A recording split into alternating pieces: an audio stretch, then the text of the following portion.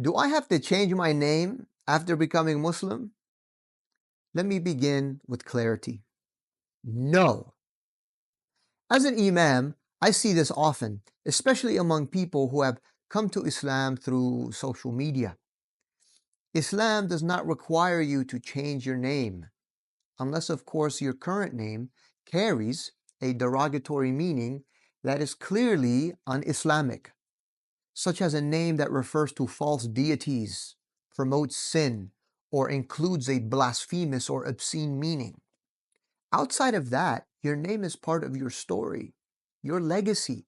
It connects you to your lineage, your family, and your history. And Islam, in its wisdom, does not speak, or rather does not seek to erase your past. It is what has shaped you and led you to where you are today, even those things that you may not be proud of. The Prophet, peace and blessings be upon him, did not mandate name changes. When we study his life, the seerah, we find that he did not require those converting to Islam to change their names. He sometimes altered names that contained meanings contrary to Tawheed or to sound character. For example, a man named Abd al-Ka'bah, the servant of the Kaaba, was renamed Abdullah, the servant of Allah, or the servant of God. Just because the Kaaba is the direction of our prayer doesn't mean we worship it. The Kaaba is brick and mortar, and historically has actually been destroyed and rebuilt multiple times. We worship Allah Almighty. In another example, a woman named Asiyah, meaning the disobedient, was given a new name by the Prophet ﷺ, Jamila, meaning beautiful. Right? You see what he's doing here?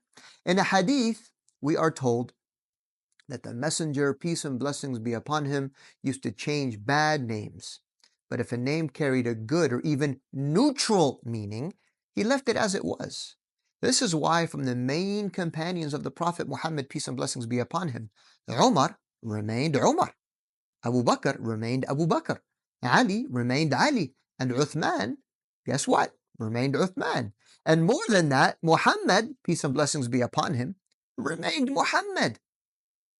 Moreover, Islam does not require that your name be Arabic. And this is important. One of the great companions of Islam named Bilal radiallahu anhu had an Abyssinian name. It wasn't even Arabic proper. He was Bilal and remained Bilal. Suhaib al-Rumi, or Suhaib the Roman, had a Roman name.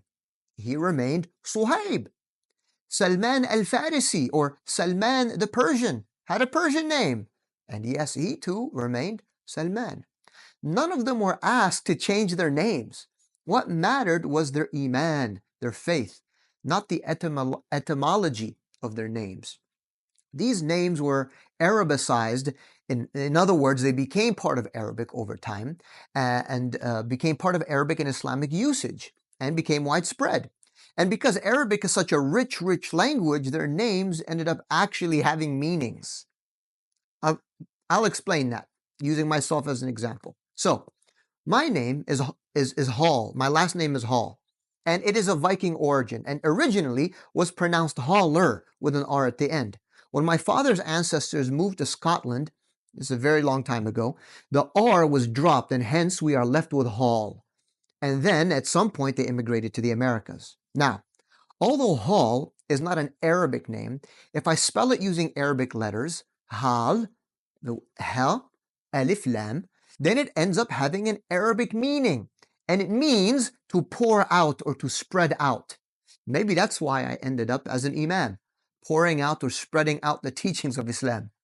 So, some of the great companions of the Prophet, peace and blessings be upon him, did not have Arabic names, but their names became well used and recognized. In that tradition, you can be called James, Sarah, Lisa, or Joshua, and be as beloved to Allah as anyone named Ahmed or Khadija, so long as you live a life of sincerity, worship, and upright character. With that being said, some people choose to adopt a new name as a way to mark their spiritual rebirth. If it gives you a sense of renewed identity, or if you find inspiration in a certain prophetic or a Quranic name, that's beautiful. But it must always be a choice, not a burden.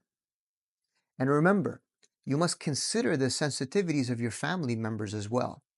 I know that accepting Islam can be an exciting time to drive us to reimagine everything about ourselves. But remember that the hearts of our mothers and fathers are an obligation for us to protect, irrespective of them being Muslims or otherwise. Let your transformation begin within. A change of heart is far greater than a change of name. Your goal is not to Arabize or Arabicize your identity, but to Islamize your character, to become Muhammadan in the expression of beautiful character and humanity. So to the new Muslim, keep your name with honor and with healthy pride, unless its known meaning directly opposes the beauty and truth of the teachings of the religion. If you choose a new one, let it be by love, not by pressure. Whether your name is Emily or Amina, Michael or Idris, what Allah desires from you is a heart in surrender. Let that be your true name in the unseen. Abdullah in the unseen, lover of the truth, seeker of light, servant of Allah.